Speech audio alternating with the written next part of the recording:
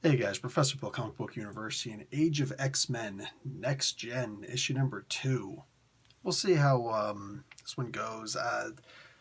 This was a pretty fun comic book. I may get the next issue. No promises, no guarantees. Just it is what it is. However, let's get into who actually wrote this, who actually made the comic book in total. The writer is Ed Brisson, artist Marcus Toe, Jason Keith on color art, and VC's Clayton Cowles on the letters. Chris Bacalo does the cover art, and variant cover by Ivan Chevron, and recap art by Raza.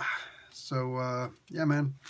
Basically, well, you can see in the previews right there, the Hisako and Glob thing, and they give an explanation as to why Glob is trying to coat her in wax. it's actually kind of funny. Not even just funny, but it's almost torturous because he's kind of doing this to himself, his own wax to coat people with, to maybe give them a chance to be free of whatever it is that's keeping them prisoner in their minds. Anyway, yeah, I was totally wrong about the Hellfire thing last week. Darn it. I was really hoping I was right on that. Anyway, I don't know, man. This comic book, it just kind of... It did feel like a Gen X comic book, which is a good thing. But again, it just feels like it's a big... You know what they're going to find out, and you know that at the end it's all going to be fixed, and Cyclops and Wolverine are going to be looking up at them, talking about, oh, hey, where have you been? Welcome back to the team, guys.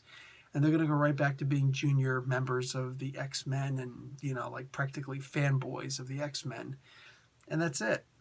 I'm a little tired right now. You guys can probably tell I'm about to fall asleep. It's one of the downfalls of the only time being able to do these is in the middle of the night. Otherwise, you got kids out there unsupervised, and that's just that you're just asking for it. That's how fires start. That's how fires start. Anyhow, yeah, this was still pretty good.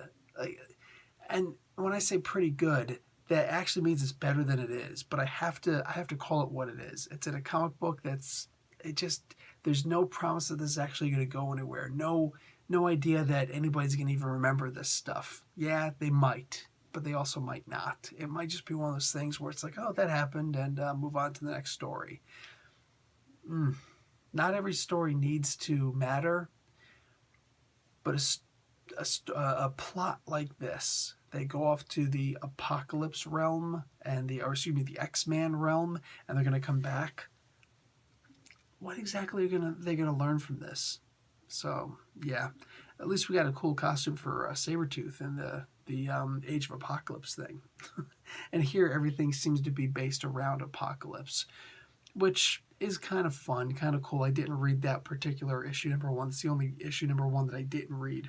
And I believe Marvelous X-Men issue number 2 came out this week, which again has Flower Child, Love Power, Apocalypse, and Sabah Noor, which is interesting. Anyway, fun comic all in all, and I think that if you're a huge Gen X fan, you're going to really like this book. But for the rest of us, it was a very fun book that just it feels like it's going to get to the edge of the pond, and that's it. So, anyway, guys, Professor Bill, Comic Book University, class dismissed.